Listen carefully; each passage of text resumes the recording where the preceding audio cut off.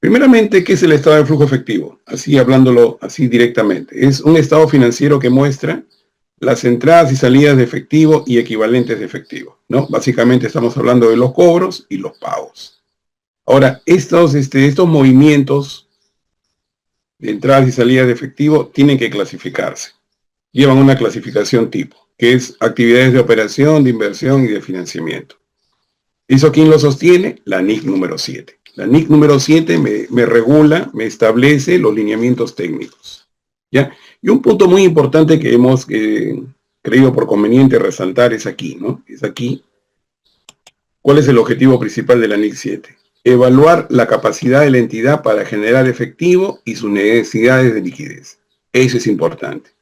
¿Quién no necesita efectivo? Con el efectivo tenemos que hacer el cumplimiento de nuestras obligaciones, tanto con proveedores, con la SUNAT y con terceros, etcétera, etcétera. Pero para eso, ¿qué se necesita? Generar el efectivo. ¿Y cómo se genera el efectivo? ¿No? Básicamente con las operaciones propias del negocio, ¿no? Las que están clasificadas en las actividades de operación. Eso básicamente es el punto principal. Lo otro son actividades accesorias que también se van a ir dando de acuerdo a lo que la empresa efectúe en el año. ¿Ok? Listo. Bien. La definición de efectivo y equivalente de efectivo. Ahí está previamente dicho y eso está también señalado en el párrafo 6 de la NIC 7. ¿Qué es el efectivo? Es el dinero que yo tengo contante y sonante, lo que está en caja y los depósitos a la vista. ¿Por qué depósitos a la vista? Porque esos depósitos a la vista yo puedo solicitar al banco que ese dinero se convierta para mí en efectivo, ¿no? Si bien es cierto, está en las entidades bancarias, yo puedo disponer que una cantidad de dinero pueda ser traspasado a mi cuenta y sea de libre disponibilidad, ¿ya? Los equivalentes. ¿Qué son los equivalentes de efectivo? Son inversiones a corto plazo, ¿ya? Inversiones a corto plazo. Por lo general no deben superar un año, ¿ya? Estas son de alta liquidez y también tienen un bajo riesgo, ¿ya? No se olviden de esos puntos que también son importantes destacar, ¿ya? Destacar esos puntos que son importantes a tener en cuenta, ¿ya? Con respecto al efectivo y al equivalente de efectivo. ¿Ok? Listo. Cualquier consulta, cualquier pregunta, no hay ningún problema, con toda confianza nos hacen saber sus inquietudes. Acá vamos a marcarlo con rojo mejor para que esté más claro. ¿Ah? Sí, ahí está con rojo, para que esté mejor precisado esta parte. ¿Ya? Y también acá, para que se vea. ¿Se ve bien la presentación? ¿La pantalla se ve? ¿Se comparte bien material? Sí, ¿no? Ya. Ahora bien, la NIC 7 me dice también que yo tengo métodos de presentación del estado de flujo efectivo, ¿ya? Eso lo indica el párrafo 18, ¿ya? Método directo. ¿Qué es el método directo? En el cual me permite a mí visualizar los cobros y los pagos reales. Por ejemplo, los cobros por ventas, los pagos a proveedores, pagos a trabajadores, pagos de impuestos.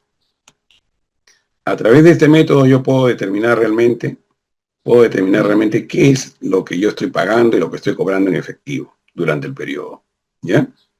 Es más didáctico y es un método que está siendo recomendado por la NIC 7. ¿Por qué? Porque a través del método directo yo puedo también elaborar mi cash flow, ¿no? Mi flujo de caja proyectado para el siguiente periodo, en el cual yo pueda prever cuáles son las necesidades de efectivo que pueda tener, ¿no? Porque ya conozco cuáles son los cobros y los pagos que realizo durante el periodo, ¿no? De una manera secuencial. ¿Ok? Listo. Sigamos avanzando. También tenemos el método indirecto. Este método, muchos dicen que es más práctico, más sencillo.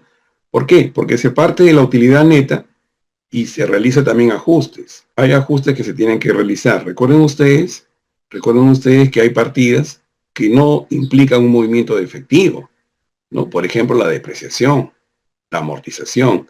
De repente, si estamos aplicando la NIC 36, acuérdense que hay un deterioro de valor, ¿no? De los activos. Entonces, esos gastos se registran bajo el criterio de el devengo contable, ¿ya? Entonces, eso no implica una salida de dinero propiamente dicho, ¿no? Porque es un asiento que se tiene que realizar de todas maneras para poder reflejar esa operación a nivel contable, ¿no? Recuerden, el principio del devengo es reconocer los ingresos y los gastos en el periodo en el cual se incurren, sin importar de que hayan sido cobrados o que hayan sido pagados, ¿ya? Las variaciones del capital de trabajo también. Hay variaciones de capital de trabajo, hay las ganancias o pérdidas no operativas, ¿ya? Estas variaciones de capital de trabajo, básicamente estamos hablando de los cambios que se producen en los activos y en los pasivos. En los activos y en los pasivos, ¿ya? Comparados de un año a otro. ¿Cuándo la SUNAT me pide el estado de flujo efectivo? Claro, eso vamos a verlo ahorita, estimado, ¿ya? Básicamente la obligación es para todos los que son los principales contribuyentes. Los principales contribuyentes, ¿no?, que superan las 3.000 UITs, según la resolución 169/2015, se establece un anexo 6. En el anexo 6 vamos a ver libros contables que deben ser llevados mediante el sistema de libros electrónicos, ¿no? El programa de libros electrónicos, el PLE. ¿Ya? Entonces, básicamente es eso. Todos los que superan las 3.000 UIT y también tienen la condición de principales contribuyentes. Vamos a ver acá si proyectamos esa parte de la normativa para que ustedes lo puedan ver también. Sí, acá está. Mire. Esta es la normativa que regula todo lo que es el sistema de libros electrónicos y el PLE, ¿no? Básicamente todo empezó a partir de la resolución 286/2009, ¿ya? Posteriormente se han ido dando más resoluciones que han ido modificando, ampliando, incluyendo nuevos sujetos obligados, dentro de los cuales también, si ustedes pueden ver acá, dice modificación por resolución 169/2015. Mediante esta norma se incorporó el anexo 6, como le he comentado hace un momento. Y ese anexo 6, ¿no?, básicamente establece una modificación importante y sustancial. ¿Por qué?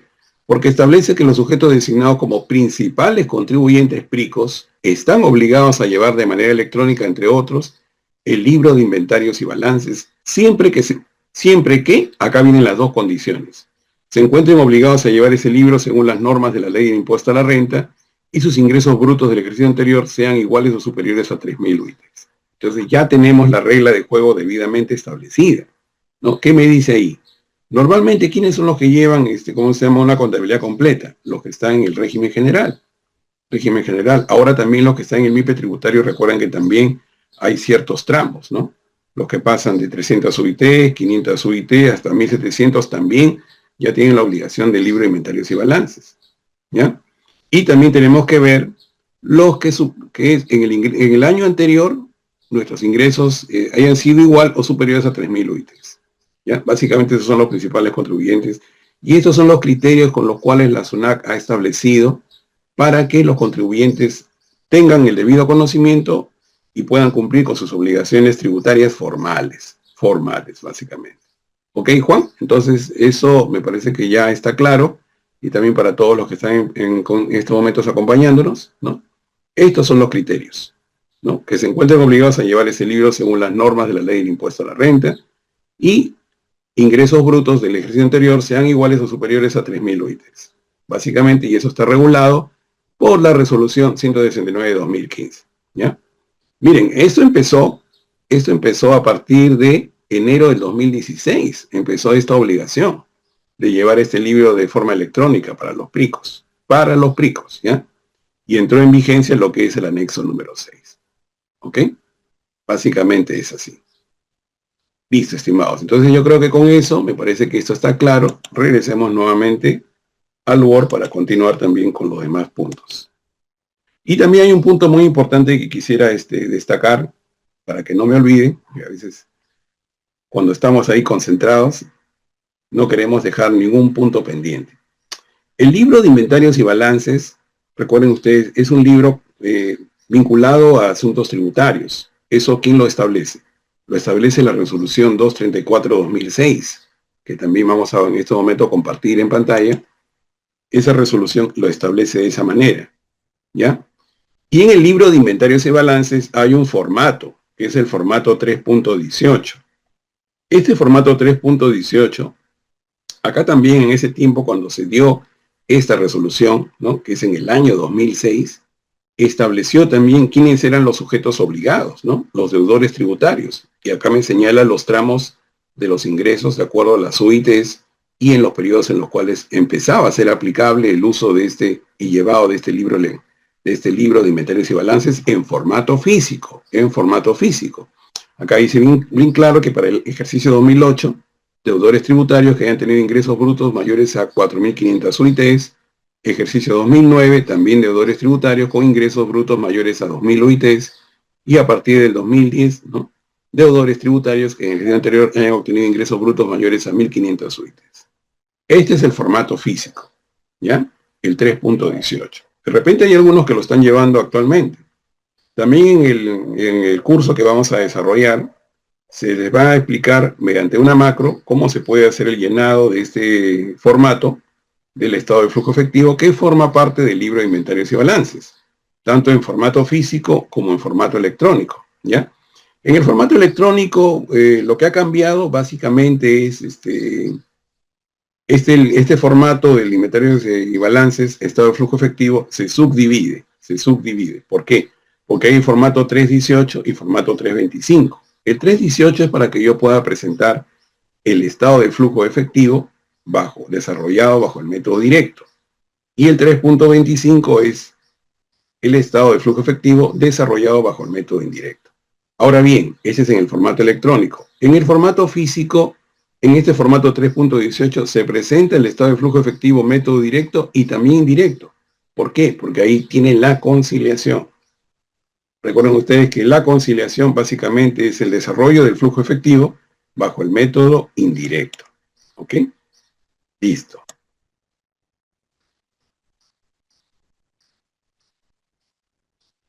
Claro, si todavía no estás comprendido dentro de esos alcances estimados, ahí lo dice bien claro. Los principales contribuyentes nacionales, ¿no?, que han superado las 3.000 UITs, y los que están llevando también, y los que tienen ingresos superiores, ¿no?, superiores a las 3.000 UITs, y los que tienen que llevar los libros de manera completa, ¿no? Bajo la contabilidad, el régimen tributario es el régimen general. Si no estás todavía dentro de esos alcances, todavía lo puedes llevar en formato físico. Pero hay que revisar esos supuestos. Sí, así es, Doris, efectivamente. Eso creo que queda claro. ¿Ya?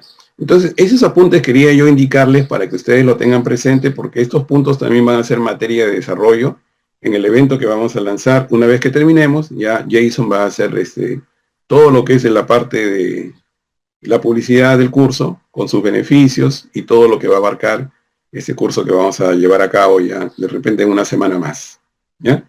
Ok, bien, entonces hasta aquí todo claro, estimados. Cualquier consulta, pregunta, no duden en hacerlo. Estamos para poder atenderlos y absolver cada una de sus dudas. Nadie se puede quedar con la duda, porque acuérdense que la duda mata.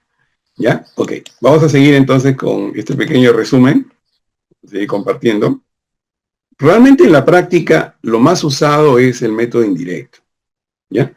¿Por qué? Porque conecta resultados con la liquidez de una manera inmediata. Pero ahora bien, yo les digo una cosa. Por ejemplo, para las cooperativas de ahorro y crédito, ¿no?, que yo también asesoro cooperativas de ahorro y crédito, y están reguladas bajo la supervisión de la SBS, solamente se pide el método indirecto. No piden ellos el método directo.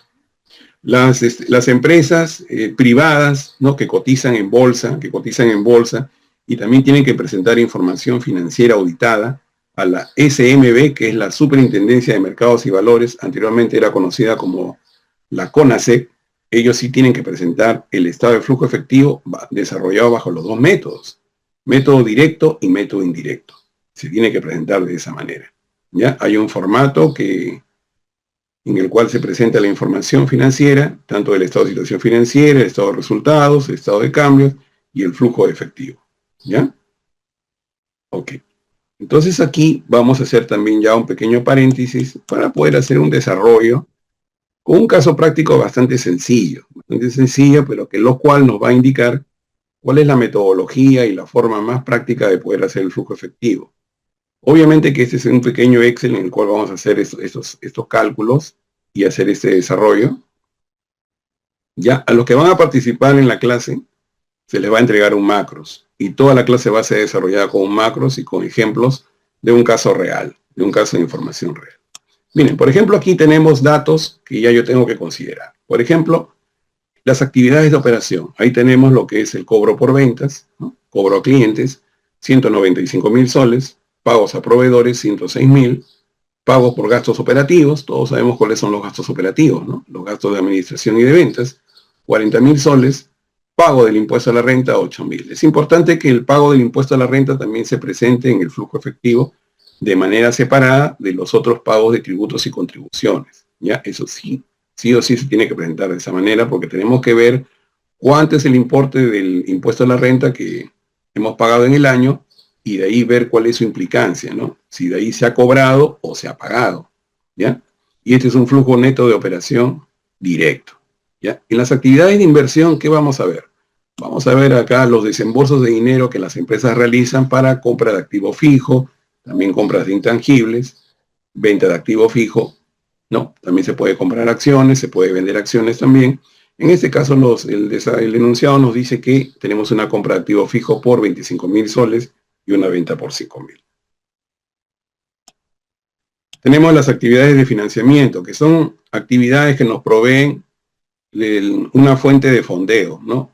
Si hay momentos en los cuales las empresas están en calidad de deficitarios, porque no tienen mucha liquidez, van a tener que recurrir a la banca privada o a terceros para poder tener líneas de crédito, ¿no? Incluso los mismos proveedores también te pueden dar líneas de crédito. Entonces acá tenemos préstamos recibidos por 20.000, los pagos de préstamos por 10.000 y los dividendos pagados 8.000. Siempre en el flujo efectivo ustedes tienen que tomar en cuenta lo siguiente, que cuando se recibe préstamos, los préstamos tienen que ir en una misma línea, en la cual se indique el ingreso del préstamo y también la salida. No hay que mostrarlo neteado, hay que mostrar realmente cuánto es lo que verdaderamente ha ingresado por concepto de préstamos y cuánto es lo que estamos pagando, ¿ya? Hay que mostrarlo en líneas separadas para que sea más visible su presentación y así nosotros también podamos estimar nuestro flujo de caja proyectado, nuestro cash flow, y que sea información bastante relevante y oportuna para la gerencia, para el directorio, para la persona que va a hacer las evaluaciones, ¿no? Muchas veces en las empresas también hay un gerente financiero, entonces él tiene que ver estos aspectos. Pago de dividendos también, 8.000 soles. Ya, en el método indirecto que tenemos una utilidad neta de 21.000. Hemos dicho bien claro que en el método indirecto se empieza o se parte de la utilidad. La depreciación son 10.000 soles. Esto es un gasto devengado. No implica movimiento de efectivo. Tenemos variación en activos y pasivos por 10.000 soles, que eso también lo vamos a ver ahorita en la hoja de trabajo. Y sobre esto vamos a hacer el desarrollo del caso práctico en este momento, ¿ya? Vamos a ver entonces a poner la plantilla de trabajo para poder hacer el caso práctico en este momento. ¿Acá está? Bien. Esta es la plantilla de trabajo que hemos desarrollado con un caso bastante sencillo. Lo importante es que se entienda la dinámica, ¿no? La dinámica y el proceso de cómo se tiene que elaborar el estado de flujo efectivo. Mire, acá primeramente en esta primera hoja tenemos el estado de resultados, ¿ya? Tenemos el estado de resultados en el cual empezamos con las ventas, el costo de ventas, la utilidad bruta, los gastos operativos que son 40.000, la depreciación que son 10.000, va restando, la utilidad operativa nos queda en 30.000, el impuesto a la renta calculado son 9.000 y la utilidad son 21.000, utilidad neta, ¿no? 21.000, ¿ya? En la segunda hoja tenemos lo que son las variaciones. Aquí básicamente estamos trabajando ya con las variaciones netas, ¿ya? ¿Qué es la variación neta? La comparación del saldo de cada uno de estos rubros, como son efectivo, equivalente efectivo, cuentas por cobrar, inventarios, cuentas por pagar, impuestos por pagar, entre un año actual y el año anterior. Entonces, como consecuencia de eso, se tiene una variación neta, las diferencias que existen de entre un año a otro. Acá me indica bien claro que el efectivo y el equivalente de efectivo ha variado 12.000 soles. Esta es la variación inicial. Las cuentas por cobrar tiene también 5.000 soles, los inventarios 8.000, las cuentas por pagar 6.000, impuestos por pagar 1.000 y efectivo y equivalente efectivo son 35.000. ¿Ya? Son 35.000. Entonces, con estos datos, ¿podemos preparar el flujo efectivo? Sí podemos prepararlo. Y podemos prepararlo bajo los dos métodos, bajo el flujo del método directo y el método indirecto. Ok, vamos a ver, ¿hay alguna pregunta ahí en el pantalla? Claro, se compara, Miguel, se compara los saldos, ¿no? Por ejemplo, si tienes el saldo a 31 de diciembre de 2025 con el saldo a 31 de diciembre de 2024, y esa diferencia son las variaciones en cada uno de los rubros que hemos indicado.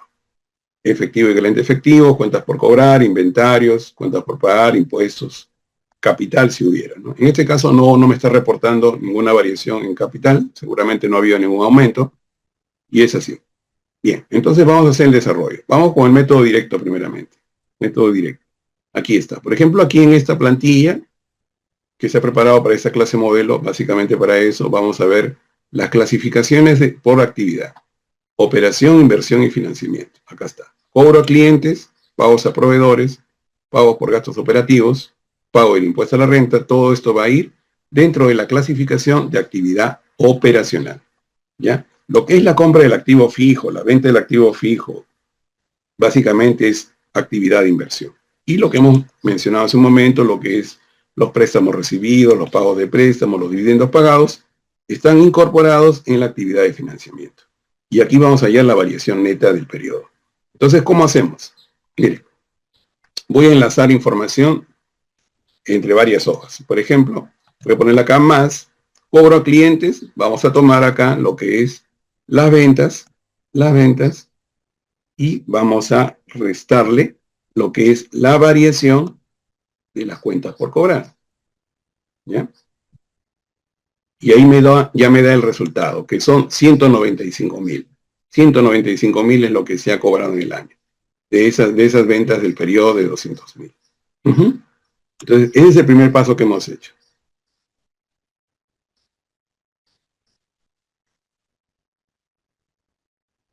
Claro, claro, colega. Claro, colega José, efectivamente. Vamos a hacer una pequeña pausa. Si tú presentas estados financieros de manera mensual, tienes que presentarlos en forma completa. Hace un momento, cuando hemos iniciado este webinar, hemos dicho eso. Y acuérdate que hay una NIC que habla de eso, de la información intermedia. Es la NIC 34. Si la memoria no me falla, es la NIC 34. Entonces, ¿qué significa eso? Que tú tienes que presentar. Si mensualmente presentas estados financieros a la gerencia, a un directorio, para que sea de su conocimiento, tienes que presentar la información completa. El estado de situación financiera, el estado de resultados, ¿no? Tienes que presentar el estado de flujo efectivo, el estado de cambios y las notas a los estados financieros. Y aparte de eso, tal vez de repente tengas que presentar un análisis vía ratios, o si de repente hay un gerente financiero, el gerente financiero ya lo hace. Pero normalmente tú tienes que presentar los estados financieros completos, que es lo que hemos mencionado en su momento. ¿Ok, José? Entonces queda atendida tu pregunta.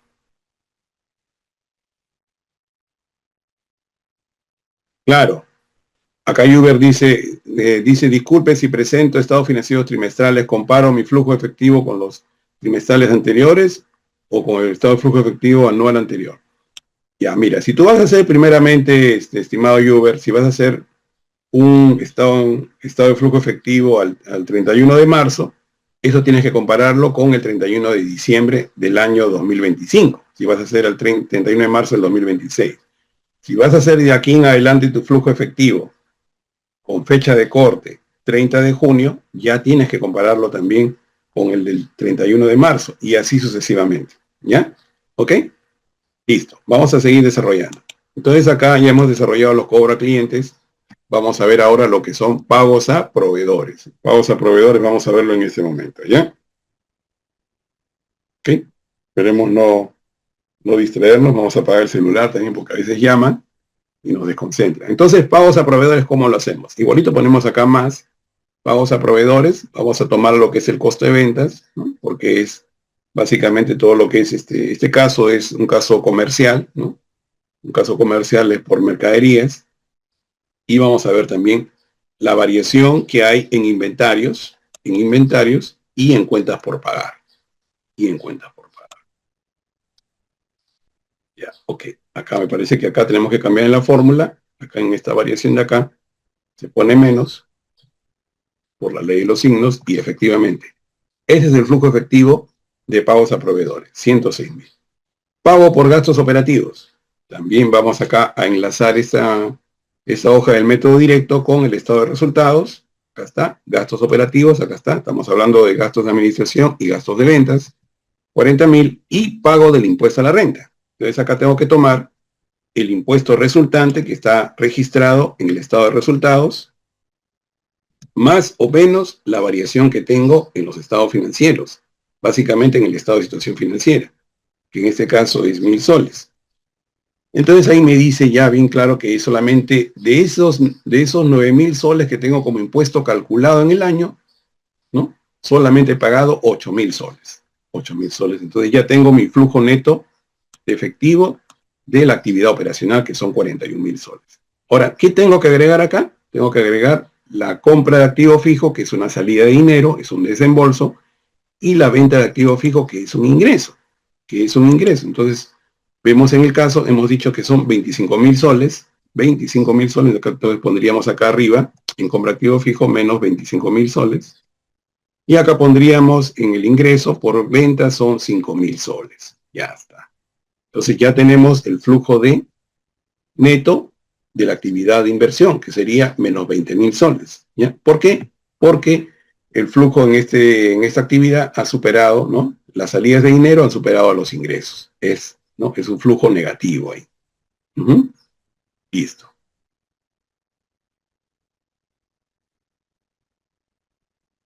El diferido.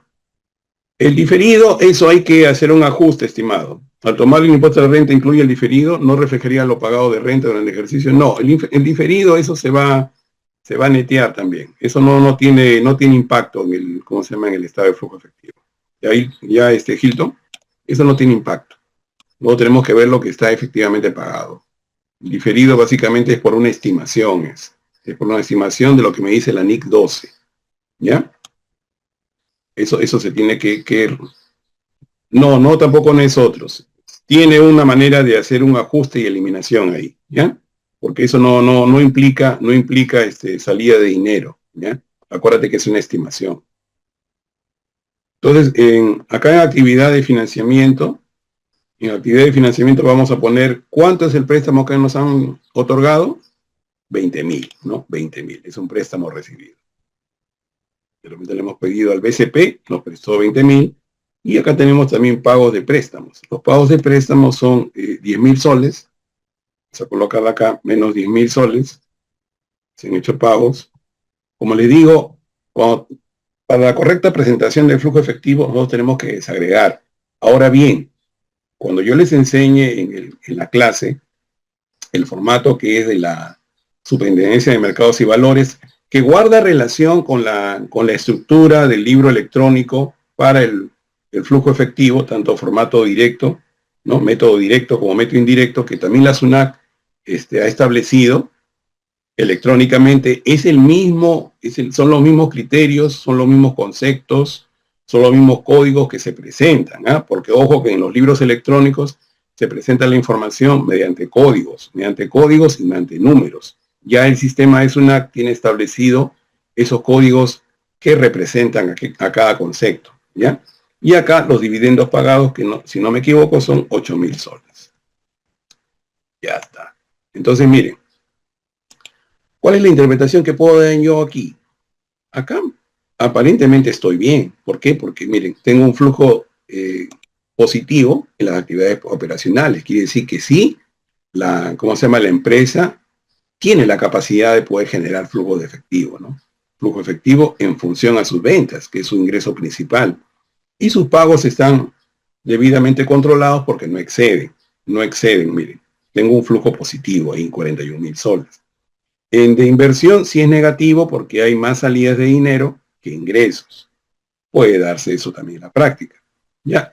Y en el tema del flujo de financiamiento también está relativamente bien. ¿Por qué? Porque miren, he recibido un préstamo de 20.000 soles, prácticamente estoy amortizando la mitad de dicho capital y también estoy cumpliendo con el pago de los dividendos a los accionistas de la empresa. Entonces, hasta aquí yo veo una salud financiera aceptable de la empresa, ¿ya? ¿Y cuál es la variación? 23.000 soles. 23.000 soles es la variación. Vamos a ver si hay otra pregunta por ahí. Eso de las diferencias de cambio, estimada, eso también sí lo vamos a explicar en el curso.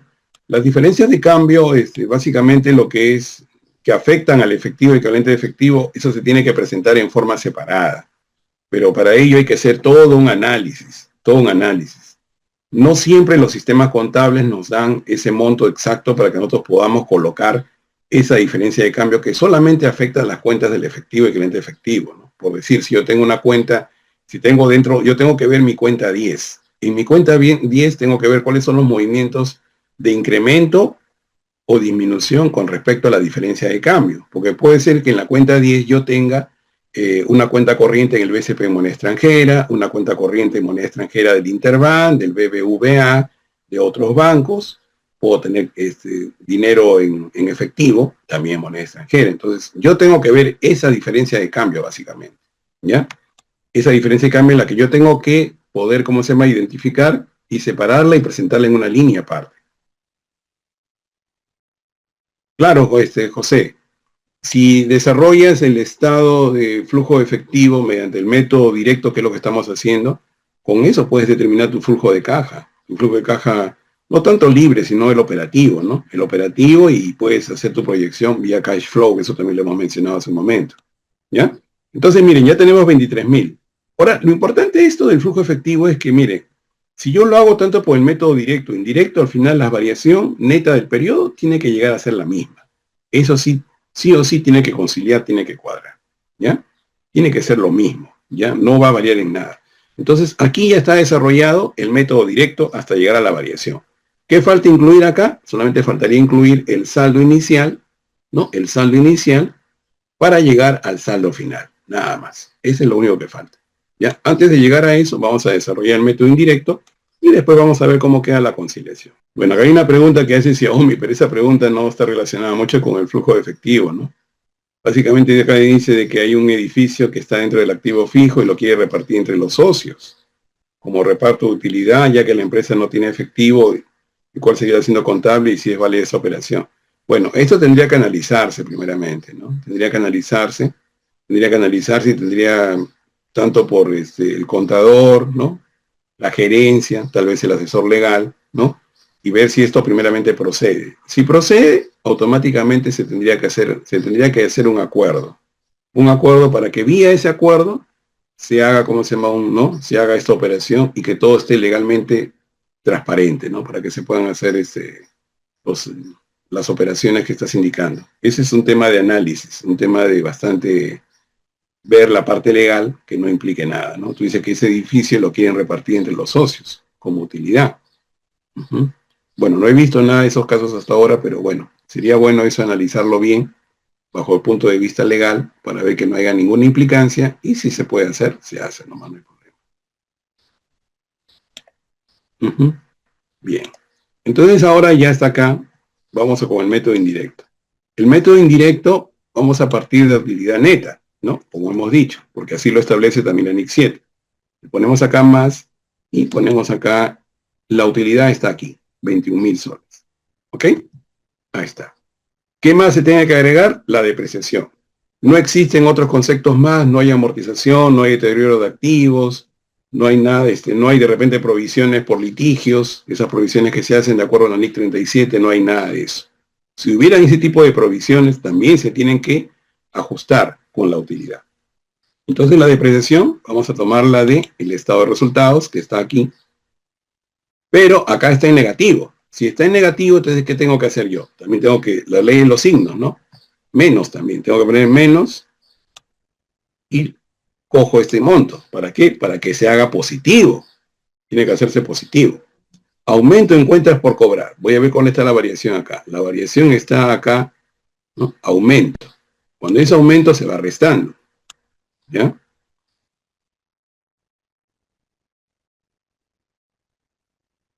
Yanek dice, una consulta, si la empresa considera la deuda de un cliente de 2025 con cobranza dudosa, ¿cómo impactaría el flujo efectivo? No tendría ningún impacto, estimada Yanek, porque, ¿cómo se llama? Recuérdate que si vas a hacer el asiento de la cobranza dudosa, vas a afectar al gasto, ¿no? Es una provisión, es una estimación contable, lo cual lo vas a reflejar por una mala deuda de un cliente que no paga, ¿no? Y que es posible que tal vez no te pague, ¿no? Entonces estás haciendo esa estimación, ese reconocimiento. ¿Por qué? Porque eso va a disminuir el saldo de tus cuentas por cobrar. Entonces normalmente ese asiento va a la cuenta de 68 y a la cuenta 19. Entonces ahí eso también tendríamos que ajustar. Tendríamos que ajustar esa provisión esa estimación de la cobranza dudosa, ¿ya? Porque eso no tiene implicancia en el flujo efectivo. Ok, listo. Entonces, eso creo que está bien. Ok, N. Marcos dice, si una empresa inicia operaciones en el 2023 y piden su flujo, ¿qué saldos considero? ¿Los saldos finales del periodo para su elaboración al no comparar? Claro, claro, Marcos. Si tú has empezado en el año 2023 y por ende es el año en el cual la empresa nace, solamente el flujo efectivo va a estar relacionado a los movimientos de ese año, porque no tienes cómo comparar. Directamente ahí te va a salir el flujo efectivo de las operaciones propias del periodo. No se puede comparar, efectivamente. Ok, ya Yanek ya entendió y todos también. Entonces ahora vamos a ver acá en el método indirecto para ir cerrando, cuentas por cobrar es negativo, ¿sí? Hasta lo que yo sé. Menos lo que es la variación de las cuentas por cobrar. Estas son las variaciones, 5.000, ¿ya? Disminución de inventarios es más 8.000, cuentas por pagar, más 6.000, impuesto por pagar, más 1.000.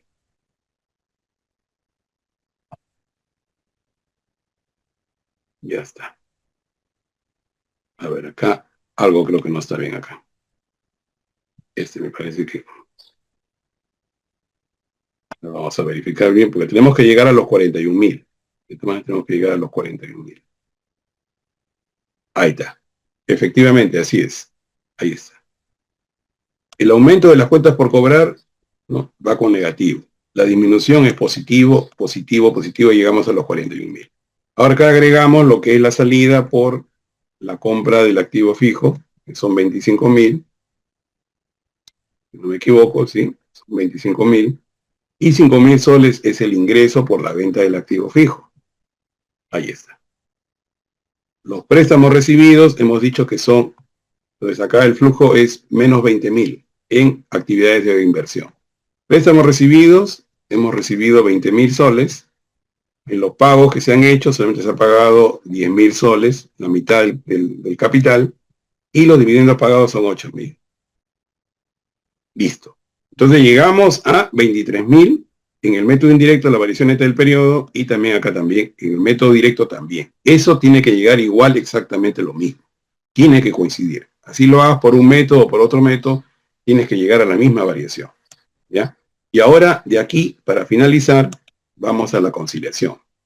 En la conciliación vamos a tomar el saldo inicial, ¿no? La variación inicial. ¿Dónde está eso? En variación del balance. Vamos acá, 12.000 soles. Acá nos dice variación neta del efectivo. ¿Cuál es la variación neta del efectivo? Son los 23.000. La misma variación que está en el flujo de efectivo método indirecto y también método directo. Eso no cambia. Entonces acá ponemos 23.000 soles.